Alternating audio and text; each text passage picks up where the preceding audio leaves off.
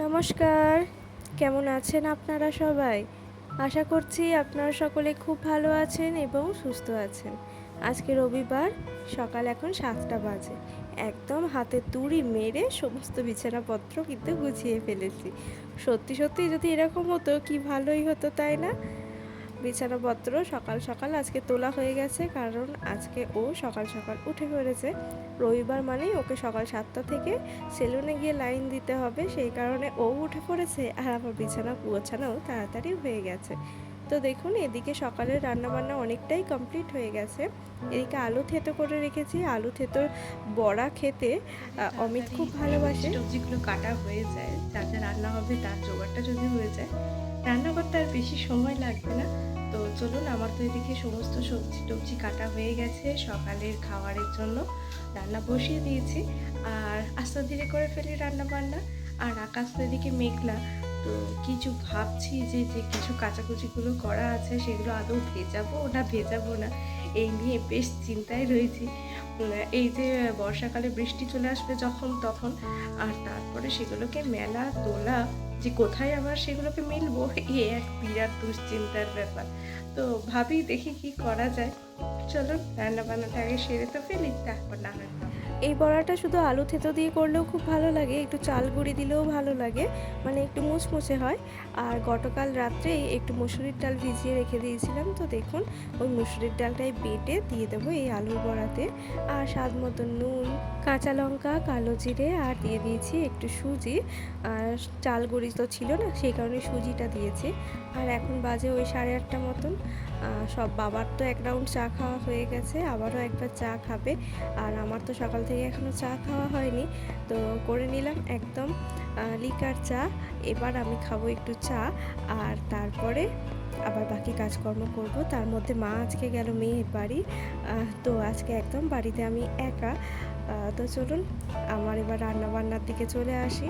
এদিকে তো চিকেনটা কষাতে দিয়ে দিয়েছি, তো চিকেনটা কষানো হোক আস্তে আস্তে।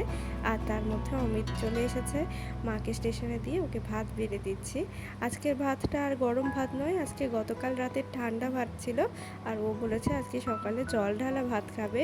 ও যে করা হয়েছে একটু কুমড়ো ভাজা, একটু করকরে করে ওই যে আলুর বড়া করা হয়েছে, আর তার সাথে একটা কাঁচা লঙ্কা, সরি একটা না দুটো কাঁচা লঙ্কা, আর তার সাথে ও নিয়ে নেবে আবার একটু ঝুরি ভাজা বা সেও ভাজা, যাই বলুন না কেন, তাই দিয়ে জল ঢেলে আরাম করে ভাতটি খাবে। তো এই জল ঢালা ভাত খেতে আপনারাও কি ভালোবাসেন? এত সমস্ত কিছু আয়োজন ওকে করে দিতে হয়েছিল, এরপরেও বলছিল একটু ডিম ভাজা হলে খুব ভালো হতো, কিন্তু আর ডিম আমি আর ভেজে দিইনি, কারণ বললাম ওবেলা চিকেন খাবে, তার উপরে ছোট মাছ ভাজা আছে, তো ওই দিয়েই আজ খেয়ে নাও, ডিম আর ভাজতে হবে না। মানে আমি বলেছি আমি আর ডিম ভেজে দিতে পারবো না আর কি। তো ওর মুখের অবস্থা দেখুন, লঙ্কাটা প্রচণ্ড ঝাল ছিল, আর লঙ্কাটাকে খুব সুন্দর করে ডলে ডলে মেখেছে, ওই হু হা করতে করতে মোটামুটি ও ভাত সব খেয়ে ফেলেছে। আর এদিকে আমার চিকেন একদম রেডি হয়ে গেছে। আজকে ওকে বললাম যে একটু রান্নাঘরটা চলো পরিষ্কার করে নিই, তো সেদিকে কোনো ভ্রুক্ষেপ দিল না। তো তারপরে গিয়ে দেখি ঘর পরিষ্কার করতে লেগে গেছে। আমি এদিকে ভাতের চালটা ভিজিয়ে রেখে দিলাম, কারণ এটা তো আমাদের ঘরের চাল, সেই কারণে একটু নোংরাটা বেশি, তার জন্য একটু ভিজিয়ে রাখলে চালটা আবার একটু সাদা হয়ে যায়। তো এদিকে আমার রান্নাবান্না সব হয়ে গেছে বলে আমি সব কিছু মিটকেসে রেখে দিলাম, কারণ আবার ঘরটাও পরিষ্কার করা হবে, তো ঘরের ঝুল টুল আবার খাবারে পড়বে, তো সেই কারণে সব কিছু মিটকেসেই রেখে দিলাম। আমার এদিকে রান্নাঘর পরিষ্কার করাও হয়ে গেছে। ভাতটা এখন আর বসাবো না, চালটা খানিকক্ষণ ভিজুক, বাইরের দিকে সমস্ত যা কাজকর্ম আছে, কাচাকুচি, বাসন ধোয়া, সব কিছু করে এসে তারপরে না হয় ভাতটা চাপাবো। ভাতটা গরম গরম খেতে বেশি ভালো লাগে, তরকারি ঠান্ডা হলেও অসুবিধা নেই, কিন্তু ভাতটা গরম হলে খেতে বেশি ভালো লাগে। আর ওকে যে বললাম ওদিকে ঘর পরিষ্কার করতে লেগে গেছে, ঘরে যাবতীয় ঝুল টুল ঝেড়ে দিয়েছে, কারণ আমার ধুলোতে ঝুলেতে অ্যালার্জি, আমি এই কাজটা একদমই করতে পারি না। পুচু তুই ঝাঁটা নিয়ে কি করবি? হ্যাঁ, বলবে শিশু শ্রম করাচ্ছে। ভালো করে ঝাড় দে দেখি। আর ঝাড় দিতে হবে না, থাক, হয়েছে, অনেক হয়েছে, অনেক হয়েছে, রেখে দে।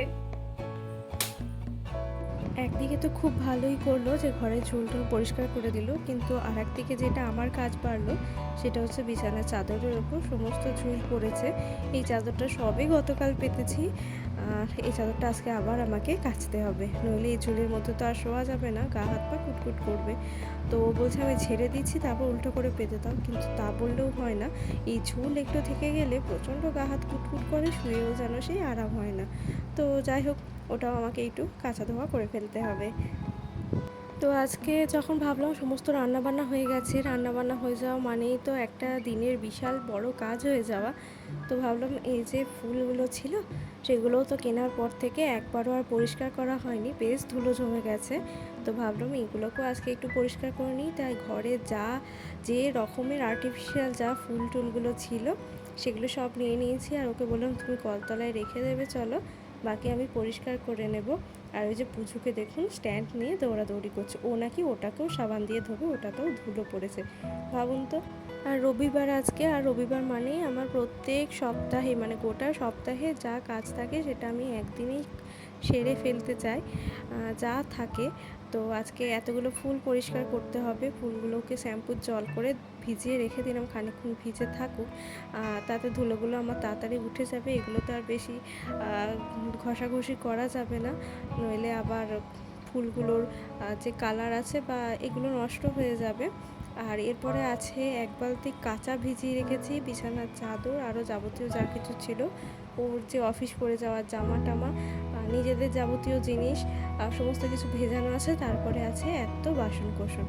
তো চলুন আস্তে আস্তে এগুলোও সব করে নিই। একদিকে একটাই ভালো যে রোদটা নেই গো, রোদটা থাকলে এই কলতলাটা এই সময় এত রোদ্দুর হয় যে কাজ করাই যায় না। শীতকালে আবার এখানে বসে বাসন মাজতে বেশ ভালো লাগে, রোদ্দুরটা থাকে তো কষ্ট হয় না, বেশ আরাম লাগে।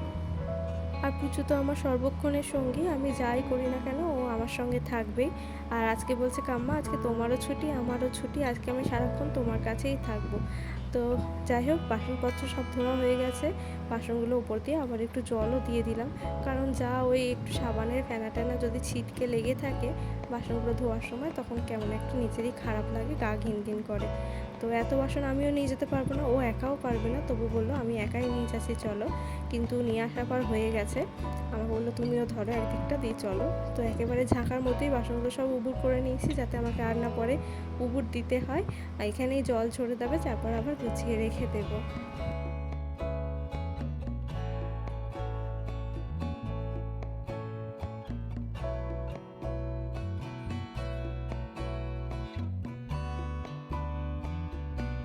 যখন ভিডিওটা এডিট করছি তখনই কালারফুল ফুলগুলো দেখে চোখ যেন একদম জুড়িয়ে যাচ্ছে, কি ভালোই না লাগছে দেখতে, তাই না? লাল, সাদা, সবুজ, হলুদ সব কিছু মিলিয়ে একদম যেন রঙিন হয়ে আছে কলপাটটা।